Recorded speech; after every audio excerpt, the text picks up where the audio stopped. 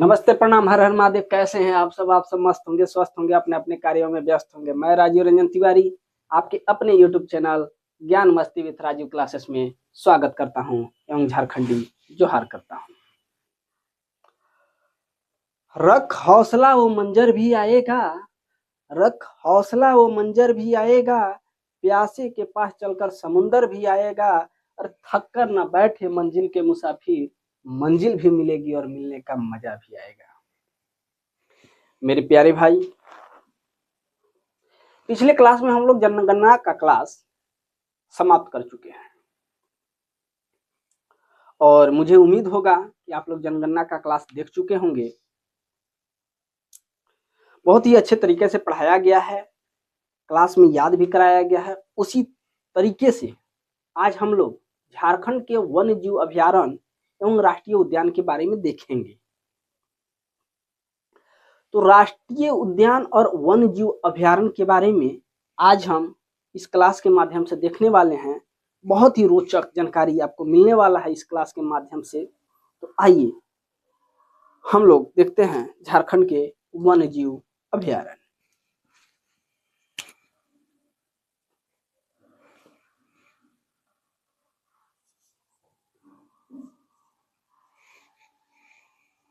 झारखंड के वन्य जीव अभयारण्य एवं राष्ट्रीय उद्यान।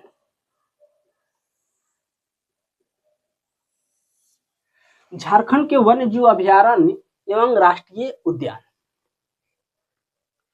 देखिए, अगर बात करते हैं झारखंड में वन्य जीव अभयारण्य और राष्ट्रीय उद्यान का, तो झारखंड में एक राष्ट्रीय उद्यान है। कितने राष्ट्रीय उद्यान है? एक राष्ट्रीय उद्यान है और 11 वन्य जीव अभयारण्य है। कितने? 11 वन्य जीव अभयारण्य है, एक राष्ट्रीय उद्यान है।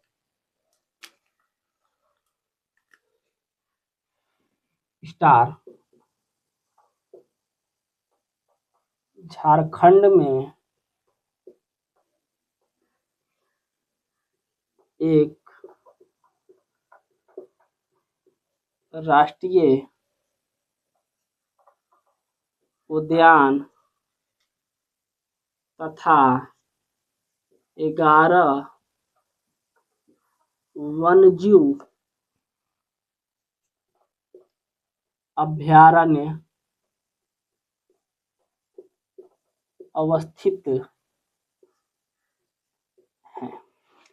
एक राष्ट्रीय उद्यान है तथा 11 वन्यजीव अभयारण्य है।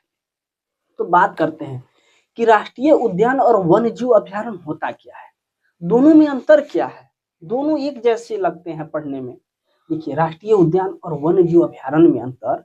वन्यजीव अभयारण्य में मानव को जाने का अलाउ होता है।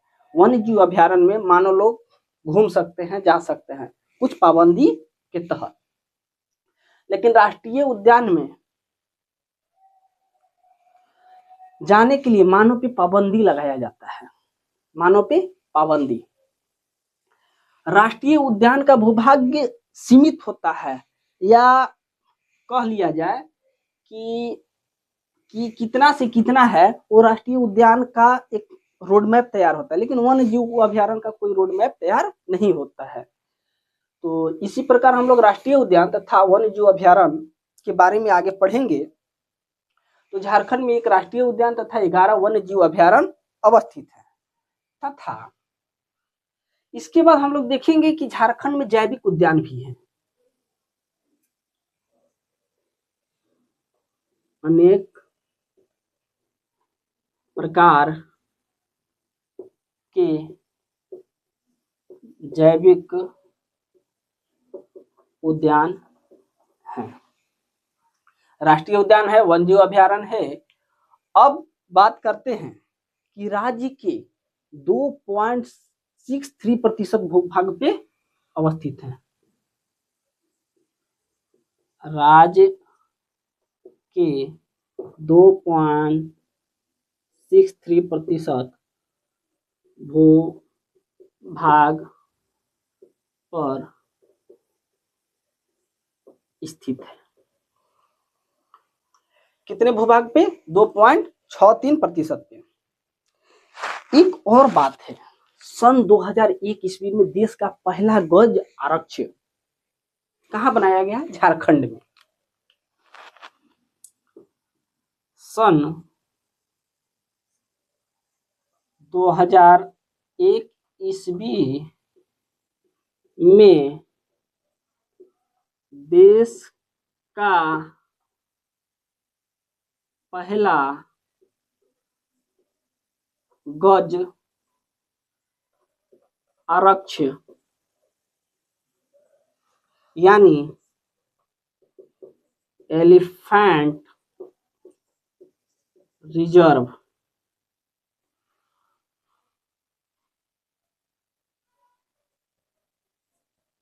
पूर्वी सिंहभूम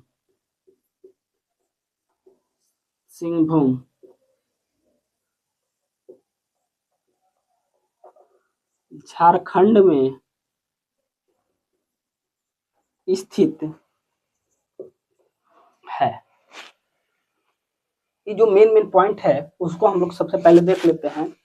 जहाँ कंसेप्ट की आवश्यकता होगा वहाँ कंसेप्ट दिया जाएगा, और जहाँ रटने की बात होगा वहाँ पे समझाया जाएगा कि कैसे याद करना है। तो झारखंड में एक राष्ट्रीय उद्यान है और उस राष्ट्रीय उद्यान का नाम है बेतला राष्ट्रीय उद्यान।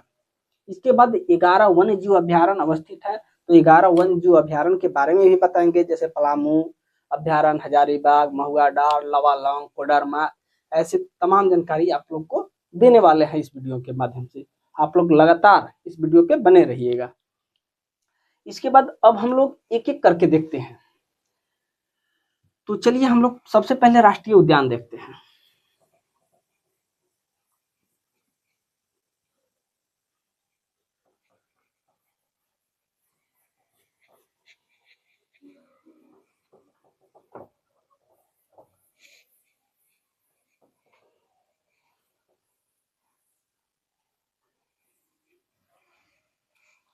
एक राष्ट्रीय उद्यान है जिसका नाम है बेतला राष्ट्रीय उद्यान। बेतला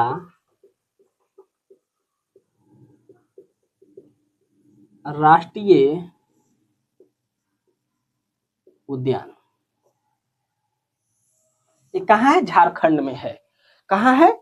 और ये जो है झारखंड का एकमात्र राष्ट्रीय उद्यान है। झारखंड का एक मात्र राष्ट्रीय उद्यान है। अब देखिए बेतला राष्ट्रीय उद्यान के बारे में, तो है कहाँ? बेतला राष्ट्रीय उद्यान तो है झारखंड में, लेकिन कहाँ, किस जिले में अवस्थित है? तो देखिए ये जिला जो है लातेहार जिला में। किस जिला में है? जिला का नाम लिख लीजिएगा, कहाँ है? लातेहार में। इसकी स्थापना कब हुआ था? कभी कभी प्रश्न पूछ लेता है कि बेतला राष्ट्रीय उद्यान का स्थापना कब हुआ था। तो बेतला राष्ट्रीय उद्यान की स्थापना जो है 10 सितंबर 1986 ईस्वी को हुआ था। स्थापना 10 सितंबर 1986 ईस्वी को। तो हम लोग देख लिए झारखंड का एकमात्र राष्ट्रीय उद्यान जिला लातेहार। इसके बाद हम लोग देख लिए कि स्थापना 10 सितंबर 1986 ईस्वी। इसके बाद हम लोग देखते हैं यहाँ पे सन 1932 में पहली बार बाघ की जनगणना कराया गया था। कब? सन 1932 ईस्वी में देश का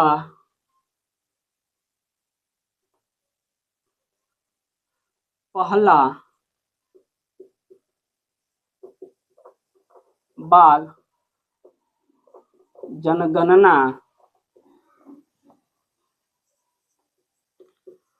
कराया गया था। सन 1932 ईस्वी में देश का पहला बाघ जनगणना कराया गया था। तो देखिए,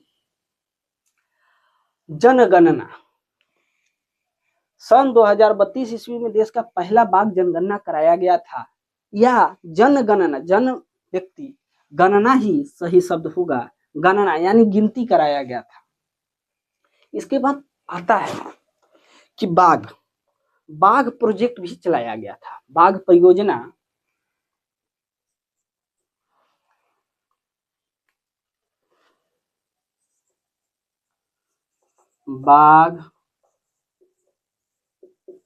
परियोजना यानी टाइगर प्रोजेक्ट की शुरुआत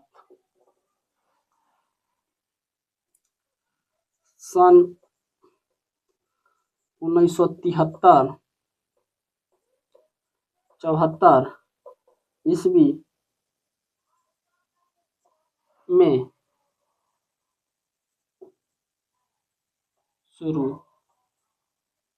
शुरुआत सन 1973 ईस्वी में हुआ था।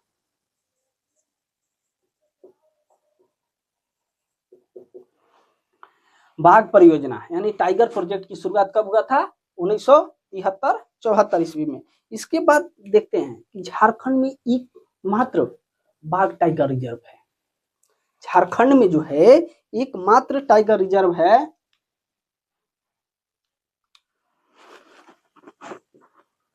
झारखंड में एकमात्र टाइगर रिजर्व स्थित है पलामू बाघ रिजर्व। झारखंड में एकमात्र टाइगर रिजर्व स्थित है, उसका नाम है पलामू बाघ रिजर्व। तो अभी हम लोग देखें कि याद भी करते चल रहे हैं कि झारखंड का एकमात्र राष्ट्रीय उद्यान कौन है? एकमात्र राष्ट्रीय उद्यान बेतला। किस जिले में अवस्थित है? तो लातेहार में। स्थापना कब हुआ था? 10 सितंबर 1986 ईस्वी को। कब हुआ था? 10 सितंबर 1986 ईस्वी। 1932 में यानी बाघ की जनगणना देश में पहली बार कब किया गया था? 1932। सन 1932 ईस्वी में देश का पहली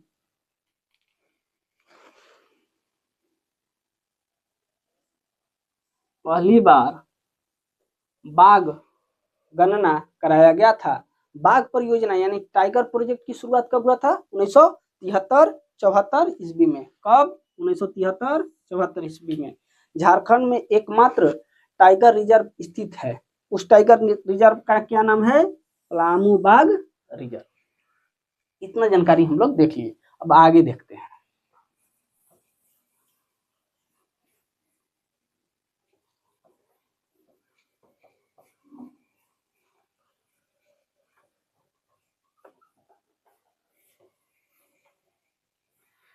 इसके बाद देखा गया है कि एग्जाम में बेतला का फुल फॉर्म पूछ लेता है।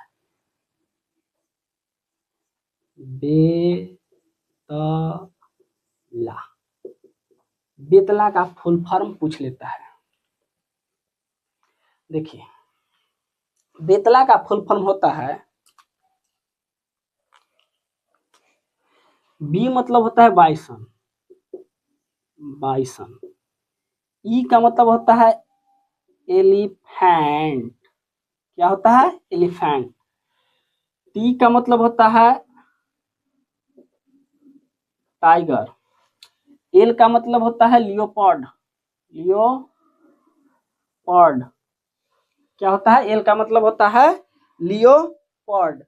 इसके बाद ए का मतलब होता है एक्सिस। यही फुल फॉर्म है। Bison, elephant, tiger, leopard, axis, axis. अब देखिए, बाइसन का मतलब होता है जंगली, इसका मतलब होता है जंगली भैंस। एलिफेंट का मतलब जानते हैं हाथी, टाइगर का मतलब जानते हैं कि बाघ, और लियोपर्ड मतलब होता है तेंदुआ। नेक्स्ट पॉइंट जैसे ही लिखेंगे कि किसके लिए प्रसिद्ध है, तो आपको मिल जाएगा यह स्टार, यह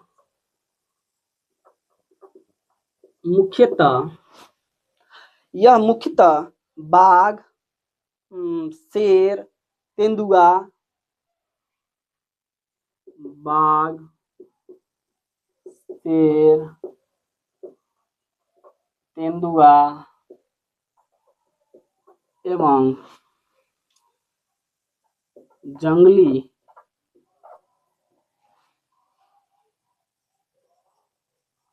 सुअर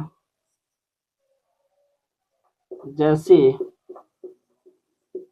पशु के लिए प्रसिद्ध है। यह मुख्यतः बाघ, शेर, तेंदुआ, जंगली सुअर जैसे पशुओं के लिए प्रसिद्ध है। अब देखिए, इसके बाद जो हम लोग देखते हैं, झारखंड राज्य में एक बाघ कॉरिडोर भी है। झारखंड राज्य में एक बाघ कॉरिडोर भी है। झारखंड राज्य में एक बाघ कॉरिडोर है। उस बाघ कॉरिडोर का नाम है गुरु। झारखंड राज्य में एक बाघ कॉरिडोर है, उसका नाम है गुरु घासीदास, गुरु घासीदास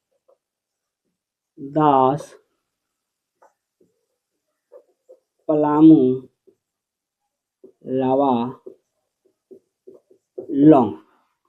उसका नाम है गुरु घासीदास पलामू लावालोंग बाघ कॉरिडोर। बाघ कॉरिडोर। अब इसका भौगोलिक स्थिति देखा जाए कि कहां से कहां है, तो देखिए ये झारखंड में भी स्थित है। स्थिति देख लिया जाए, स्थिति तो झारखंड और छत्तीसगढ़, झारखंड और छत्तीसगढ़, छत्तीसगढ़, ठीक है। इसके बाद हम लोग देखते हैं और कुछ नोट में पॉइंट लिखेंगे जो कि एग्जाम में प्रश्न पूछ लिए जाते हैं। उससे पहले आइए एक बार याद कर लेते हैं। बेतला, बेतला का फुल फॉर्म होता है bison, elephant, tiger, leopard, axis, axis. Bison, elephant, tiger, leopard, axis, axis. Exam में पूछा हुआ प्रश्न है। यह मुख्यतः बाघ, शेर, तेंदुआ, जंगली सुअर,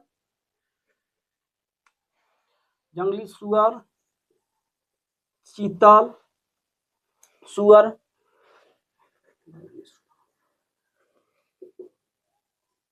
चीतल जैसे पशुओं के लिए प्रसिद्ध है। झारखंड राज्य में एक बाघ कॉरिडोर है, उस बाघ कॉरिडोर का नाम है गुरु घासीदास पलामू लावालोंग बाघ कॉरिडोर। यह स्थित है झारखंड और छत्तीसगढ़ की सीमा। इसके बाद आगे हम लोग कुछ पॉइंट में नोट करते हैं।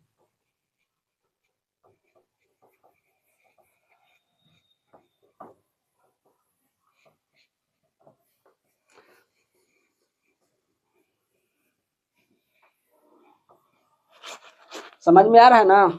चलिए नोट,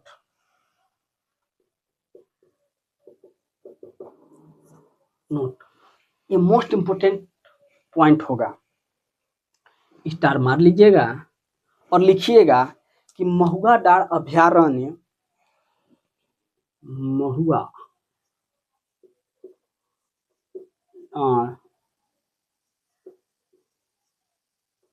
अभयारण्य, महुआ डाँड़ अभयारण्य कहाँ? लातेहार। महुआ डाँड़ अभयारण्य विलुप्त प्राय भेड़ियों के लिए प्रसिद्ध है। किसके लिए प्रसिद्ध है? विलुप्त प्राय भेड़ियों के लिए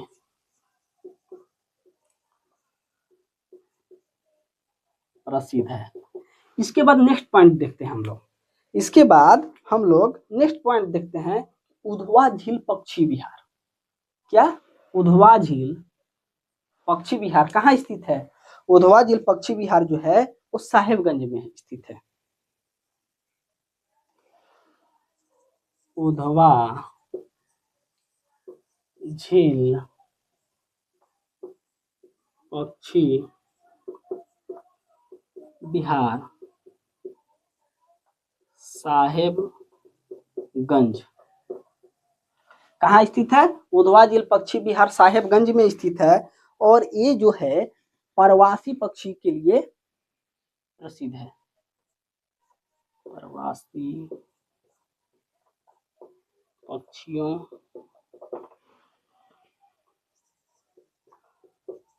के लिए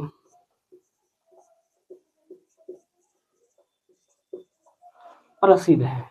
महुआ डाँड़ अभयारण्य जो है लातेहार विलुप्त प्राय भेड़ियों के लिए प्रसिद्ध है, तो वहीं पे उधवा झील पक्षी विहार साहेबगंज में जो स्थित है वो प्रवासी पक्षियों के लिए प्रसिद्ध है।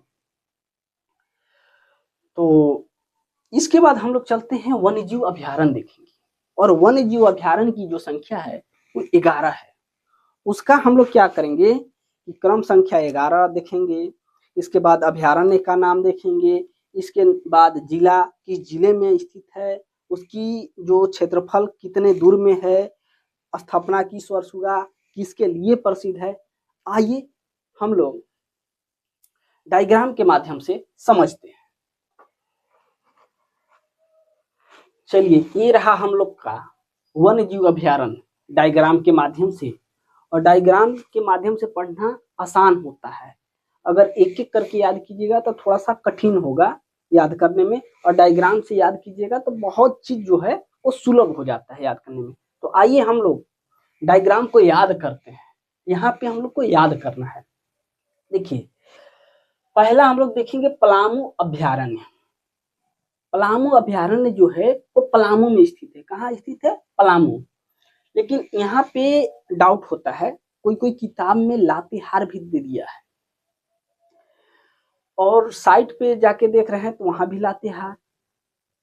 तो पलामू और लातेहार में कंफ्यूज है, लेकिन पलामू अभयारण्य पलामू में स्थित है। ऑप्शन के हिसाब से लोग देख लीजिएगा।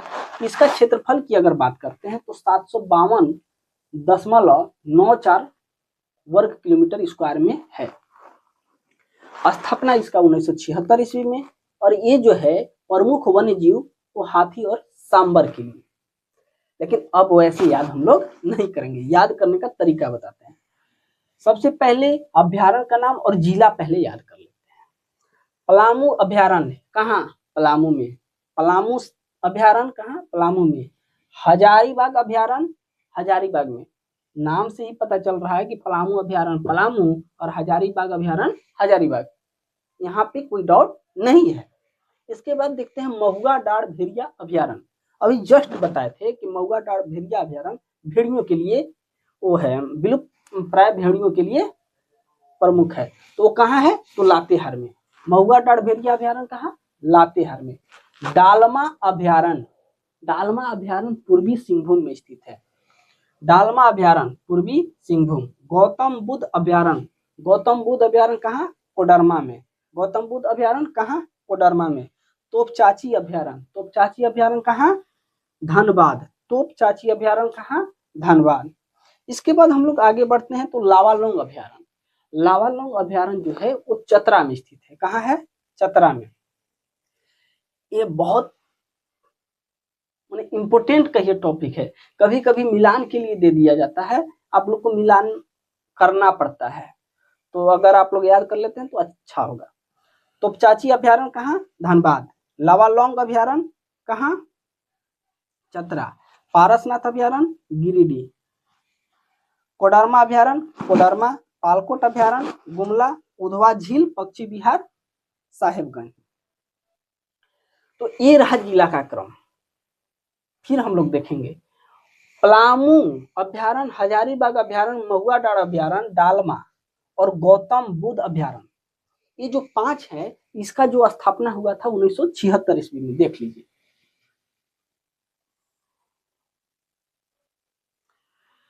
पलामू अभयारण्य का भी स्थापना 1976 में, हजारीबाग अभयारण्य का स्थापना 1976 में, महुआ डांड़ भेड़िया अभयारण्य का स्थापना 1976 में, डालमा अभयारण्य 1976 में, गौतम बुद्ध अभयारण्य 1976 में। देखिए क्या कीजिएगा कि जैसे मन में ही बोलिएगा पलामू अभयारण्य पलामू, पलामू अभयारण्य पलामू, कब? 1976। कब? 1976। इसके बाद हजारीबाग अभयारण्य, इसके बाद हजारीबाग अभयारण्य कहाँ? हजारीबाग। स्थापना कब? हजारीबाग की स्थापना, हजारीबाग अभयारण्य की स्थापना 1976। इसके बाद महुआ डांड़ अभयारण्य, महुआ डांड़ अभयारण्य कहाँ? लातेहार में। महुआ डांड़ अभयारण्य कहाँ? लातेहार। स्थापना 1976। मिलान करने के लिए दे दिया जाएगा तब। डालमा अभयारण्य, डालमा अभयारण्य पूर्वी सिंहभूम। डालमा अभयारण्य कहाँ? पूर्वी सिंहभूम। कहाँ? कब? 1976 ईस्वी में स्थापना। इसके बाद गौतम बुद्ध अभयारण्य, गौतम बुद्ध अभयारण्य कहाँ? कोडरमा। कहाँ? कोडरमा। और स्थापना वर्ष कब? 1976। तोपचाची और लावालौंग, तोपचाची अभयारण्य धनबाद में, तोपचाची अभयारण्य धनबाद में, तो लावालौंग अभयारण्य चतरा में। अब देखिए ये दोनों का स्थापना एक ही वर्ष हुआ था 1978 में। बांट बांट के याद कीजिएगा, डिवाइड कर करके, बहुत आसान होगा। एक बार ये 5 को याद कर लीजिएगा, एक बार ये 2 को याद कर लीजिएगा, ये 2 को याद कर लीजिएगा।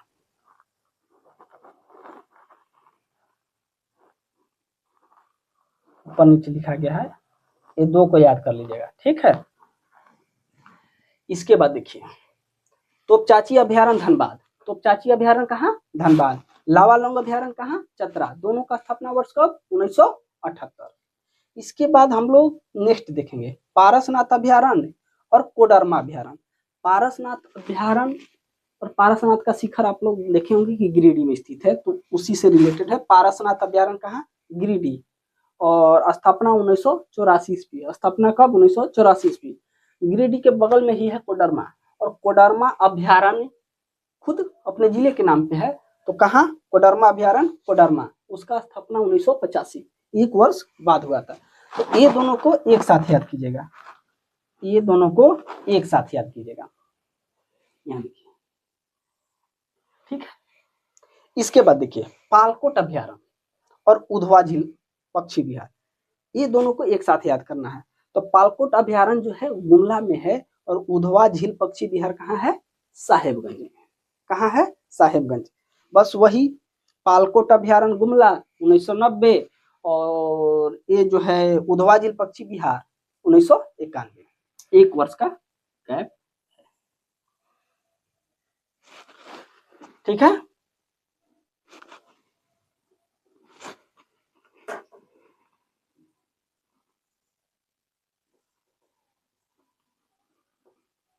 थोड़ा सा ऊपर नीचे लिख खा गया है, कोई दिक्कत नहीं है, आप लोग समझ जाइएगा मिला के।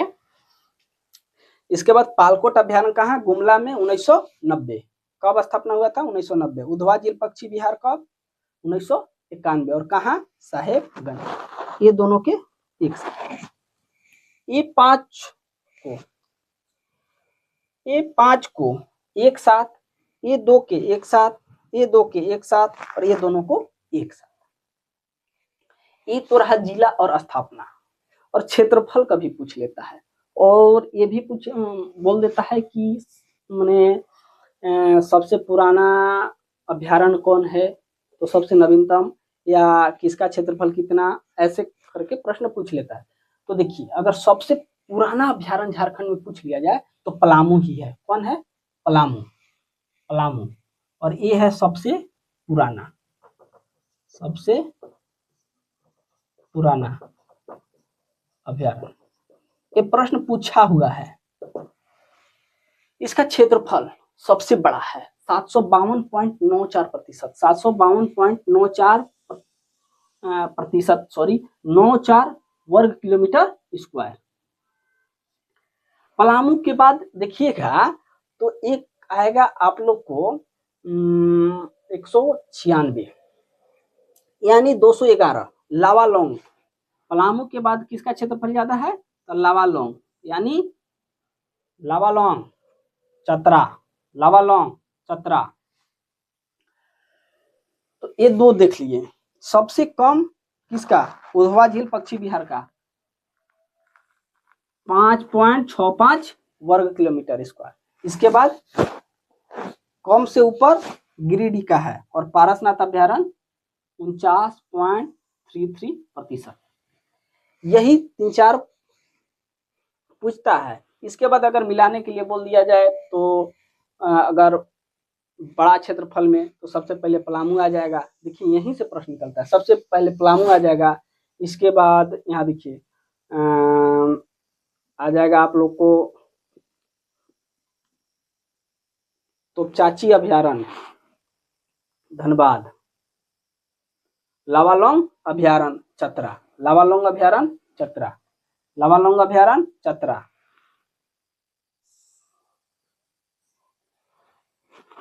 समझ रहे हैं ना?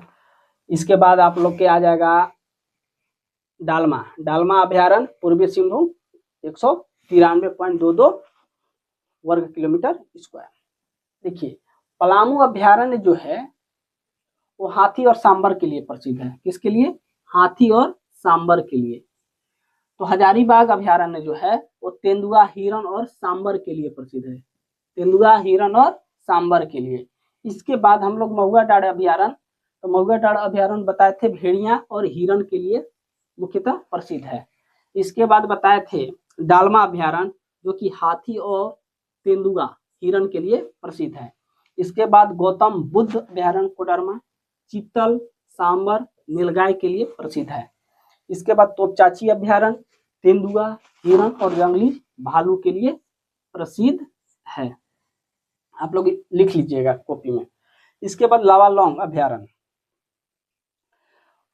चतरा, ये बाघ, तेंदुआ, नीलगाय, हिरण के लिए प्रसिद्ध है। इसके बाद लावालौंग हो गया। इसके बाद पारसनाथ अभ्यारण्य गिरिडीह तेंदुआ, सांबर, हिरण और नीलगाय के लिए प्रसिद्ध है। इसके बाद हम लोग देखते हैं कोडरमा अभ्यारण्य तेंदुआ, सांबर और हिरण के लिए प्रसिद्ध है। किसके लिए? तेंदुआ, सांबर और हिरण के लिए। ये एक झलक देख लीजिएगा। इनसे प्रश्न बहुत कम ही पूछा जाता है। सबसे ज्यादा अभ्यारण्य, जिला का नाम और स्थापना वर्ष और क्षेत्रफल। इसके बाद पालकोट अभ्यारण्य तेंदुआ और जंगली भालू के लिए। पालकोट अभ्यारण्य कहाँ है? गुमला में। उधवा झील पश्चिम बिहार कहाँ? साहेबगंज में है। और किसके लिए प्रसिद्ध है? जलकौवा, बटान और किंग फिशर के लिए। ठीक है, एक बार फिर से हम लोग याद कर लेते हैं। पलामू अभ्यारण्य, पलामू में हजारीबाग अभ्यारण्य, हजारीबाग में महुआ डाँड़ भेड़िया अभ्यारण्य, लातेहार में डालमा अभ्यारण्य, पूर्वी सिंहभूम में गौतम बुद्ध अभ्यारण्य, कोडरमा में तोपचाची अभ्यारण्य, धनबाद में लावालौंग अभ्यारण्य, चतरा में पारसनाथ अभ्यारण्य, गिरिडीह में कोडरमा अभ्यारण्य, कोडरमा में पालकोट अभ्यारण्य, गुमला में और उधवा झील पश्चिम बिहार साहेबगंज में। पलामू अभ्यारण्य, हजारीबाग अभ्यारण्य, महुआ डाँड़ अभ्यारण्य, डालमा और गौतम बुद्ध अभ्यारण्य, इनकी स्थापना वर्ष 1976 में हुआ था। तो लावालौंग और तोपचाची इनकी स्थापना 1978 में हुआ था। पारसनाथ अभ्यारण्य की स्थापना 1984 में हुआ था। तो कोडरमा अभ्यारण्य की स्थापना 1985 में, पालकोट अभ्यारण्य की स्थापना 1990 में, तो उधवा झील पश्चिम बिहार की स्थापना 1991 में। और सबसे बड़ा क्षेत्रफल में है पलामू अभ्यारण्य 752.94 वर्ग किलोमीटर स्क्वायर। तो यही रहा, आज यहीं पे क्लास को समाप्त करते हैं। कैसा लगा क्लास? याद हो रहा है कि नहीं कमेंट बॉक्स में जरूर बताइएगा, और ज़्यादा से ज़्यादा शेयर कीजिएगा, लाइक शेयर सब्सक्राइब करना नहीं भूलिएगा। तो ठीक है, आज यहीं पे क्लास को समाप्त करते हैं। जय हिंद, वंदे मातरम, भारत माता की जय।